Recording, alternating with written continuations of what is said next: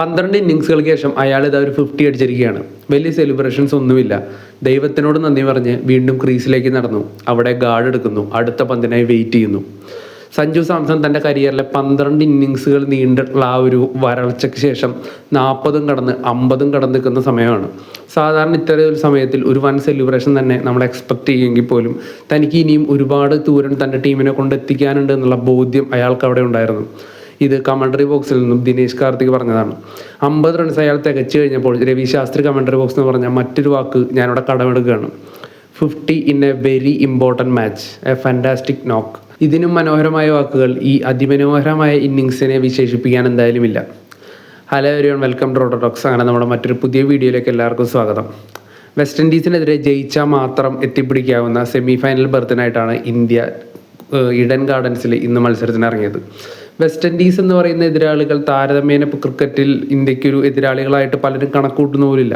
പക്ഷേ T20 ക്രിക്കറ്റിൽ അവരൊരു വൻ ഒരു അഗ്നിപർവ്വതം തന്നെയാണ്. എപ്പോൾ വേണമെങ്കിൽ പൊട്ടിത്തെറിക്കുക. അതിൻ്റെ ചൂട് ഇന്ത്യ മുൻപ് അറിഞ്ഞിട്ടുണ്ട്. 2016 ആ ഓർമ്മകൾ നേരിട്ടറിഞ്ഞ ഹാർദിക് പാണ്ഡ്യയും ബുംറയും ഇന്നും ടീമിലുണ്ട്. അത് കണ്ട് വിഷമിച്ച ഒരുപാട് ഇന്ത്യക്കാരും ഇന്നത്തെ മത്സരം കാണാനുണ്ടായിരുന്നു. റീസെൻറ്റ് ഫോം വെച്ച് നോക്കുമ്പോൾ വെസ്റ്റ് ഇൻഡീസിന് ഒരു അഡ്വാൻറ്റേജ് കൂടുതൽ കൊടുത്താലും ആരും കുറ്റം പറയാനൊന്നുമില്ല. ബാറ്റിങ്ങിലും ബോളിങ്ങിലും ഫീൽഡിങ്ങിലും ഇന്ത്യക്ക് മുകളിൽ നിൽക്കുന്ന പെർഫോമൻസ് ഏത് നിമിഷം വേണമെങ്കിലും അവരിൽ നിന്ന് പുറത്തു വരാം. ടോസ് കിട്ടി വെസ്റ്റ് ഇൻഡീസിൻ്റെ ബാറ്റിങ്ങിന് അയച്ചു, നമ്മൾ ബോളിംഗ് തിരഞ്ഞെടുത്തു. താരതമ്യേന അവർ കഴിഞ്ഞ മത്സരങ്ങളിലേതുള്ള പോലെ തന്നെ ചെറിയൊരു തുടക്കമായിരുന്നു. അത്ര വലിയ ഹാർഡ് ഹിറ്റിംഗ് ഒന്നും തുടക്കത്തിൽ വന്നില്ല. ഷായ് ഹോപ്പും അതുപോലെ തന്നെ ചെയ്സും ആയിരുന്നു ഓപ്പണിംഗ് ആയിട്ട് ഉണ്ടായിരുന്നത്.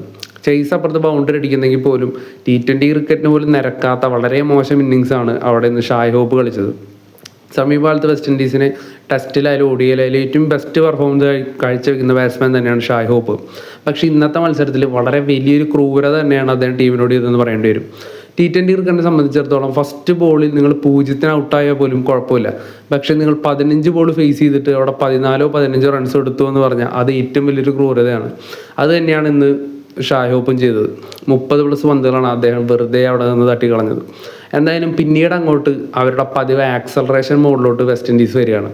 ഹെറ്റ്മെയർ വരുന്നു, പെട്ടെന്നൊരു ക്വിക്ക് ഇന്നിങ്സ് കളിക്കുന്നു. ഹോൾഡർ വരുന്നു, ഒരു ക്വിക്ക് ഇന്നിങ്സ് കളിക്കുന്നു. പവൽ വരുന്നു, ഒരു ക്വിക്ക് ഇന്നിങ്സ് കളിക്കുന്നു. വെസ്റ്റ് ഇൻഡീസിൻ്റെ ഒരു ബ്രൂട്ടൽ പവർ ഹിറ്റിങ്ങിൻ്റെ ഒരു ഡിസ്പ്ലേ തന്നെയായിരുന്നു പിന്നീട് അവരങ്ങോട്ട് കാഴ്ചവെച്ചത്. ഇന്ത്യൻ ബോളർമാരിൽ നല്ല രീതിക്ക് പന്തറിയുന്ന വരുൺ ചക്രവർത്തി ആയാലും ഹാർദിക് പാണ്ഡ്യ ആയാലും ഹർഷദീപ് സിംഗ് ആയാലും തല്ലുകൊണ്ടെന്ന് അറിയുന്ന പറയാം. ബുംറയുടെ മികച്ച സ്പെല്ല് മാറ്റി നിർത്തി കഴിഞ്ഞാൽ ബോളിങ്ങിൽ കാര്യമായിട്ട് ഇന്ത്യക്ക് ആരും നല്ല രീതിയിൽ എറിഞ്ഞിട്ടില്ല എന്ന് തന്നെ പറയേണ്ടി വരും. അങ്ങനെ 20 ഓവറിൽ 195 എന്ന് പറയുന്ന ഒരു ലക്ഷ്യമാണ് ഇന്ത്യക്ക് മുന്നിലോട്ട് വെസ്റ്റ് ഇൻഡീസ് വയ്ക്കുന്നത്. ഗ്രൗണ്ട് ഈഡൻ ഗാർഡൻസ് ആണ്. ഇന്ത്യക്കാർക്ക് വളരെ പരിചിതമായ ഗ്രൗണ്ട്. നല്ല രീതിക്ക് റൺസ് ഒഴുക്കും. സെക്കൻഡ് വിക്കറ്റിൽ ഡ്യൂ ഫാക്ടർ ഉള്ളതുകൊണ്ട് തന്നെ ബാറ്റിങ്ങിന് അനുകൂലമാവും. ഇതെല്ലാം ഇന്ത്യക്കും ഇന്ത്യൻ ഫാൻസിനും ഇന്ത്യൻ ടീമിനും ഒക്കെ അറിയാം. സ്റ്റിൽ 195 എന്ന് പറയുന്ന ടാർഗറ്റ് ഇന്ത്യക്ക് എത്തിപ്പിടിക്കാനാവുമോ എന്ന് പലരും ചിന്തിച്ചിട്ടുണ്ടാവും. കാരണം ഇന്ത്യ T20 വേൾഡ് കപ്പിൻ്റെ ചരിത്രത്തിൽ ഒരിക്കലും ആ ഒരു സ്കോറിൽ ഇതുവരെ അടിച്ചിട്ടില്ല.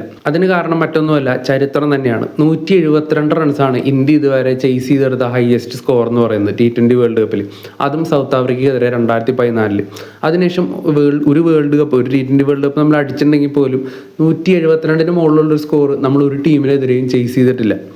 എന്തായാലും ആ 2014 ഓർമ്മകളൊക്കെ, എന്തായാലും ആ 2016 T20 വേൾഡ് കപ്പിലെ ഓർമ്മകളൊക്കെ പലരുടെ ഉള്ളിലൂടെ കടന്നു പോയിട്ടുണ്ടാവും. അന്നും ഇതുപോലൊരു 190+ ഇന്ത്യ വെസ്റ്റ് ഇൻഡീസിന് മുന്നിലോട്ട് കാഴ്ചവെക്കുന്നത്. അന്ന് ലണ്ടൻ സിമൻസിൻ്റെ കാടനടിയിലാണ് നമ്മളത് തോറ്റുപോയത്. അപ്പോൾ എന്തായാലും എനിക്ക് പേഴ്സണലി ആ ഒരു ഇതൊക്കെ ഓർമ്മ വന്നോട്ട് സത്യം പറഞ്ഞു. അങ്ങനെ ഇന്ത്യ ചേസിങ്ങിന് ഇറങ്ങുകയാണ്. 300 റൺസൊക്കെ വളരെ കൂളായിട്ട് അടിക്കുന്ന ഇന്ത്യയെ ആണ് നമ്മൾ ടൂർണമെൻറ്റിന് മുൻപ് എക്സ്പെക്ട് ചെയ്തുകൊണ്ടിരുന്നത്. സ്റ്റാർ സ്പോർട്സിൻ്റെ ആ ഒരു ഗ്രാഫിക്സ് വരുമല്ലോ, 300 പോസിബിൾ എന്നൊക്കെ പറഞ്ഞിട്ട്. അപ്പോൾ ആ ഇന്ത്യക്ക് 195 വളരെ സുലഭമാണ്. പക്ഷേ ഇന്നത്തെ മാച്ചിൽ അല്ലെങ്കിൽ ഈ ഒരു ICC ടൂർണമെൻറ്റിൽ അതായിരുന്നില്ല വ്യത്യാസം. അതിന് മറ്റൊരു കാരണം കൂടിയുണ്ട്. Paytm പാൻപരാഗ് മാച്ചുകളിൽ പിച്ച് ഉണ്ടാക്കുന്നത് ഇന്ത്യൻ ക്യൂറേറ്റർമാരാണ്. അവിടെ നല്ല രീതിക്ക് ഫ്ലാറ്റ് ട്രാക്ക് ഇട്ട് കൊടുത്ത് ഇന്ത്യക്കാർക്ക് ബാറ്റ് ചെയ്യാനായിട്ടുള്ള പ്രാക്ടീസ് സെഷൻസ് ആക്കുമായിരുന്നു മിക്ക ബൈലാറ്ററൽ സീരീസുകളും.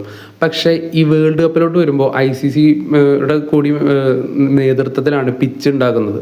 അതുകൊണ്ട് തന്നെ ഫുള്ളി അഴിഞ്ഞാടാനായിട്ടുള്ള ബാറ്റിംഗ് ട്രാക്കുകളാവില്ല. അത് IPLലും അല്ലെങ്കിൽ ബൈലാറ്ററൽ സീരീസിലും എക്സ്പെക്ട് ചെയ്താൽ മതി. ഇത്തരത്തിലുള്ള വേൾഡ് കപ്പുകളിൽ ഇനി ഒരിക്കലും എക്സ്പെക്ട് ചെയ്യരുതെന്ന് ഇന്ത്യൻ ബാറ്റ്സ്മാൻമാർക്ക് എന്തായാലും ഈ ടൂർണമെൻറ്റിൽ സോഫാർ നടന്ന മത്സരങ്ങളിൽ നിന്ന് മനസ്സിലായിട്ടുണ്ടാവും. എന്തായാലും ഇന്ത്യ രണ്ടാം ബാറ്റിങ്ങിന് ഇറങ്ങുന്നു. 196 എന്ന് പറയുന്ന വിജയലക്ഷ്യം മുന്നിലുണ്ട്. ഇന്ത്യക്ക് വേണ്ടി മികച്ച തുടക്കം നൽകാനായിട്ട് അഭിഷേക് ശർമ്മയും സഞ്ജു സാംസണും ക്രീസിലോട്ട് എത്തുന്നു. അഭിഷേക് ശർമ്മ പതിവ് പോലെയല്ല, അല്പം സ്ട്രഗിൾ ചെയ്യുന്നുണ്ട്. അക്കീൽ ഹുസൈൻ്റെ പന്തലൊക്കെ നല്ല രീതിയിൽ ബുദ്ധിമുട്ടുന്നുണ്ട് കളിക്കാനായിട്ട്. സ്റ്റിൽ ആ തരക്കേടില്ലാത്തൊരു തുടക്കം തന്നെ ആയത് 2 ഓവറിൽ ഇന്ത്യക്ക് കിട്ടുന്നുണ്ട്. അപ്പുറത്ത് സഞ്ജു സാംസണും ബൗണ്ടറീസ് കണ്ടെത്തുന്നു. പതിവ് ശൈലിയിൽ തുടക്കം തന്നെ അടിച്ച് കളിക്കുന്നു. 4ഉം 6ഉമായിട്ട് നല്ല രീതിക്ക് സഞ്ജുവും തുടങ്ങിയിട്ടുണ്ട്. പക്ഷേ അഭിഷേക് ശർമ്മ ഇതാ വെസ്റ്റ് ഇൻഡീസിൻ്റെ ട്രാപ്പിൽ വീഴുകയാണ്. മേയറിനൊരു കിടിലം ക്യാച്ച് കൊടുത്ത് അഭിഷേക് ശർമ്മ പതിവ് പോലെ മടങ്ങി. ഇത്രയും ഒരു ഇമ്പോർട്ടൻ്റ് ഒരു പ്രഷർ മാച്ചിൽ ഒരു വളരെ മോശം ഷോട്ട് സെലക്ഷനൊക്കെ ആയിട്ട് അഭിഷേക് ശർമ്മ മടങ്ങി പോകുമ്പോൾ അദ്ദേഹത്തിനെ പറ്റി അമീർ പറഞ്ഞ, അതായത് പാകിസ്ഥാൻ്റെ പേസറായിട്ടുള്ള മുഹമ്മദ് അമീർ പറഞ്ഞ വാക്കുകൾ തന്നെയാണ് എൻ്റെ മൈൻഡിലോട്ട് വരുന്നത്. അഭിഷേക് ശർമ്മ വെറും ഒരു സ്ലോഗറാണെന്നായിരുന്നു അദ്ദേഹം പറഞ്ഞിട്ടുണ്ടായിരുന്നത്. അതിനോട് ശരിവെക്കുന്ന കാര്യങ്ങളാണ് കഴിഞ്ഞ കുറച്ചധികം മത്സരങ്ങളിലായിട്ട് അഭിഷേക് ശർമ്മയുടെ ഭാഗത്ത് നിന്ന് ഉണ്ടായിക്കൊണ്ടിരിക്കുന്നത്. എനിവേ അദ്ദേഹം ഔട്ടായി. പിന്നീട് സൂര്യകുമാർ യാദവ് വന്നു. അദ്ദേഹവും ഒരു ചെറിയ ഒരു ഇന്നിങ്സ് ഒരു പ്രതീക്ഷ വന്നതിന് ശേഷം അദ്ദേഹം ഔട്ടാവുന്നു. പിന്നീട് തിലക് വർമ്മ വരുന്നു. തിലക് വർമ്മയും റൺ റേറ്റ് കുറയാതെ തന്നെ ഇന്നിങ്സ് മുൻപോട്ട് കൊണ്ടുപോകുന്നുണ്ട്. പിന്നീട് തിലക് വർമ്മ ഔട്ടാവുന്നു. ഹർദിക് പാണ്ഡ്യ വരുന്നു. അദ്ദേഹവും ഒരു ക്വിക്ക് ഇന്നിങ്സ് കളിക്കുന്നു, പുറത്താവുന്നു. ഇഷാൻ കിഷൻ വരുന്നു. അദ്ദേഹവും പെട്ടെന്ന് തന്നെ പുറത്താവുകയാണ്. ഇത്തരത്തിലുള്ള മോശം സാഹചര്യങ്ങൾ അപ്പുറത്ത് നടന്നുകൊണ്ടിരിക്കുമ്പോൾ പോലും സഞ്ജു സാംസൺ ഒരറ്റത്ത് പാറ പോലെ ഉറച്ചു നിൽക്കുകയായിരുന്നു. T20 ക്രിക്കറ്റിലെ നമ്പർ 1 ബാറ്റ്സ്മാനായിട്ടുള്ള അഭിഷേക് ശർമ്മ തുടക്കം തന്നെ പുറത്താവുന്നു. തൊട്ട് പിന്നാലെ നിലവിലെ ഏറ്റവും ഫോമിൽ നിൽക്കുന്ന ഇന്ത്യൻ ബാറ്റ്സ്മാനായിട്ടുള്ള ഇഷാൻ കിഷനും പുറത്താവുകയാണ്.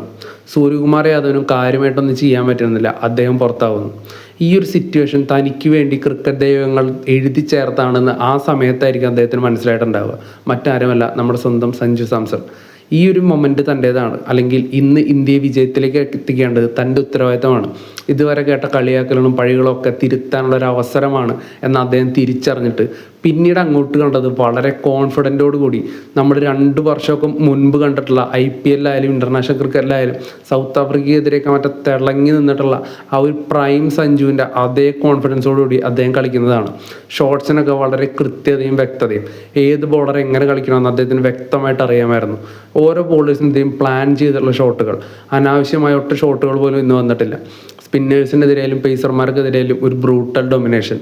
പൊട്ട പന്തുകൾ മാത്രം, മോശം പന്തുകൾ മാത്രം തെരഞ്ഞു പിടിച്ച് ബൗണ്ടറിക്ക് അപ്പുറത്തോട്ട് കടത്തുന്നു. അനാവശ്യ റിസ്കുകളില്ല. കാരണം തനിക്ക് മുൻപിലുള്ളത് ഒരു വലിയ ഉത്തരവാദിത്തമാണെന്ന് അദ്ദേഹം തിരിച്ചറിഞ്ഞിരിക്കുകയാണ്. സൂര്യകുമാർ യാദവിനെയും ഹർദിക് പാണ്ഡ്യയും തിലക് വർമ്മയും കൂട്ടുപിടിച്ച് അദ്ദേഹം ഇന്ത്യൻ സ്കോർ അവരുടെ ടാർഗറ്റായ 195 എത്തിക്കുകയാണ്. ഹർദിക് പാണ്ഡ്യ പുറത്താവുന്നു. പിന്നാലെ ശിവം ദൂബെ വരുന്നു. ശിവം ദൂബിൻ തൻ്റെ ഭാഗം പൂർത്തിയാക്കി അവസാനത്തെ ഓവർ സഞ്ജു സാംസണ് കൈമാറുകയാണ്. ഇത് ചേട്ടൻ്റെ ഊഴമാണ്, ചേട്ടൻ ഫിനിഷ് ചെയ്തോളൂ. ആദ്യ പന്തിൽ 6ഉം രണ്ടാമത്തെ പന്തിൽ 4ഉം അടിച്ച് ഇന്ത്യ അദ്ദേഹം വിജയതീരത്തെത്തിച്ചിരിക്കുന്നു. 50 പന്തുകളിൽ നിന്നും 97 റൺസ്. ഒരു Indian batsman ICC T20 world കപ്പിൽ നേടുന്ന ഏറ്റവും ഉയർന്ന സ്കോർ, അതും ചേസിങ്ങിൽ. മറികടന്നത് വിരാട് കോഹ്ലി എന്ന അതികായൻ്റെ 82 എന്ന് പറയുന്ന റെക്കോർഡ്. എന്തായാലും ഇന്നത്തെ ദിവസം അദ്ദേഹം ജീവിതത്തിൽ ഒരിക്കലും മറക്കില്ല എന്ന് അദ്ദേഹം തന്നെ പോസ്റ്റ് മാച്ച് പ്രസൻറ്റേഷനിൽ പറഞ്ഞു കഴിഞ്ഞു. താൻ ക്രിക്കറ്റ് കളിക്കാൻ തുടങ്ങിയ കാലം തൊട്ട് താൻ സ്വപ്നം കണ്ടിട്ടുള്ള ആ ഒരു മൊമെൻ്റാണ് ഇന്നിതാ സംഭവിച്ചു കഴിഞ്ഞിരിക്കുന്നത് എന്നാണ് രവി ശാസ്ത്രിയോട് അദ്ദേഹം പോസ്റ്റ് മാച്ച് പ്രസൻറ്റേഷനിൽ പ്ലെയർ ഓഫ് ദ മാച്ച് പുരസ്കാരം മേടിക്കാൻ വന്നപ്പോൾ പറഞ്ഞത്. ഇതിൽ പലൊരു സന്തോഷം ഒരിക്കലും അദ്ദേഹത്തിന് വരാനില്ല എന്ന് അദ്ദേഹം കൂട്ടിച്ചേർത്തു. എന്തായാലും മലയാളികളും സഞ്ജു സാംസൺ ആരാധകരും അദ്ദേഹത്തിൻ്റെ ഓരോ താഴ്ചയിൽ അദ്ദേഹത്തെ ബാക്ക് ചെയ്തിട്ടുള്ള ഇഷ്ടം പോലെ ഫാൻസിനും ഇതിൽ പല ട്രീറ്റ് ഇനി കിട്ടാനില്ല. എന്തായാലും such A wonderful match. India അങ്ങനെ സെമി ഫൈനലിലോട്ട് എത്തിയിരിക്കുകയാണ്. സെമി ഫൈനലിൽ ഇംഗ്ലണ്ടിനെ നേരിടാനിറങ്ങുന്ന ഇന്ത്യക്ക് മുന്നിൽ ഒരുപാട് പ്രശ്നങ്ങൾ ഇനിയും ബാക്കി നിൽക്കുന്നുണ്ട്. ബോളിങ്ങിലെ പോരായ്മകളും ഫീൽഡിങ്ങിലെ പ്രശ്നങ്ങളും അങ്ങനെ നിരവധി. ഇന്നത്തെ വിജയം ഇന്ത്യക്ക് കൊടുക്കുന്ന കോൺഫിഡൻസ് ഇല്ലാറില്ല. കാരണം ഇഷാൻ കിഷൻ അഭിഷേക് ശർമ്മയൊക്കെ ഒന്ന് ഫോം ഔട്ട് ആയപ്പോൾ ടോപ്പ് ഓർഡറിൽ ഇതാ സഞ്ജു സാംസൺ ഫോമിലേക്ക് എത്തിയിരിക്കുകയാണ്. എന്തായാലും ഇന്ത്യൻ ബാറ്റിംഗ് ഡിപ്പാർട്ട്മെൻറ്റ് നിലവിൽ പേടിക്കാനൊന്നും ഇല്ല എന്ന് തന്നെയാണ് ഇന്നത്തെ ഒരു പെർഫോമൻസ് കൊണ്ട് നമുക്ക് വീണ്ടും വിലയിരുത്താനായിട്ട് സാധിക്കുന്നത്. എന്തായാലും ഇംഗ്ലണ്ടിനെയും മറികടന്ന് ഫൈനലിലെത്തി അവിടെയും ഒരു വിജയം നേടി ഇന്ത്യ കിരീടം നേടുമെന്ന് തന്നെയാണ് എല്ലാവരും വിശ്വസിക്കുന്നത്. അതിനുള്ള സ്ട്രെങ്ത് ഈ ടീമിനുണ്ട്. പക്ഷെ at the same time west Indies ഉൾപ്പെടെ അല്ലെങ്കിൽ നമീബിയ ആയാലും നമ്മുടെ USA ആയാലും ഒക്കെ ഇന്ത്യൻ ടീമിനെ വിറപ്പിച്ചിട്ടാണ് കീഴടങ്ങിയേക്കുന്നത്. അതുപോലെ തന്നെ സൗത്ത് ആഫ്രിക്കയോട് നമ്മൾ തോക്കുകയും ചെയ്തു. മിക്കവാറും ഫൈനലിൽ സൗത്ത് ആഫ്രിക്ക തന്നെ വരാനായിരിക്കും ചാൻസ്. അപ്പോൾ ഈ ഒരു കളിയൊന്നും പോരാ. സത്യം പറഞ്ഞാൽ ഇതിന് മികച്ച രീതിയിൽ ഇന്ത്യ കളിച്ചേ പറ്റൂ, എന്നാൽ തന്നെ വിജയം നമുക്ക് എത്തിപ്പിടിക്കാനാവുള്ളൂ. എന്തായാലും ഫോം എന്ന് പറയുന്നത് ടെമ്പററി മാത്രമാണ്, ക്ലാസ് എന്ന് പറയുന്നത് പെർമനൻറ്റും. അതെപ്പോൾ വേണമെങ്കിലും തിരിച്ചു വരാം. അഭിഷേക് ശർമ്മയുടെ കാര്യത്തിലും അത് തന്നെയാണ് തന്നെയാണ് ഉണ്ടായിരിക്കുന്നതെന്ന് വിശ്വസിക്കാനാണ് എല്ലാവർക്കും ഇഷ്ടം. കാരണം അഭിഷേക് ശർമ്മയെ പോലെ ഒരു ബാറ്റ്സ്മാൻ ഒരിക്കലും ഒരു ടെക്നിക്കലി അദ്ദേഹം സ്കിൽഡ് അല്ല, അദ്ദേഹം ഒരു സ്ലോവറാണ് എന്ന് വിശ്വസിക്കാനായിട്ട് നമുക്ക് ബുദ്ധിമുട്ടുണ്ടാവും. ഈവൻ ദോ അദ്ദേഹത്തിൻ്റെ സോഫാർ ഈ വേൾഡ് കപ്പിലെ പെർഫോമൻസ് വളരെ പുവറാണെന്ന് തന്നെ പറയേണ്ടി വരും. എന്തായാലും ബാക്കി എല്ലാവരും അത്യാവശ്യം നല്ല രീതിയിൽ തന്നെ കളിച്ചു. അദ്ദേഹത്തിൻ്റെ ഭാഗത്തു നിന്നാണ് ഫീൽഡിങ്ങിലും മിസ്റ്റേക്ക് ഉണ്ടായേക്കുന്നത്. എന്തായാലും ടോട്ടലി വളരെ സന്തോഷമുള്ളൊരു ദിനം നമുക്കും അതുപോലെ തന്നെ സഞ്ജു സാംസണും.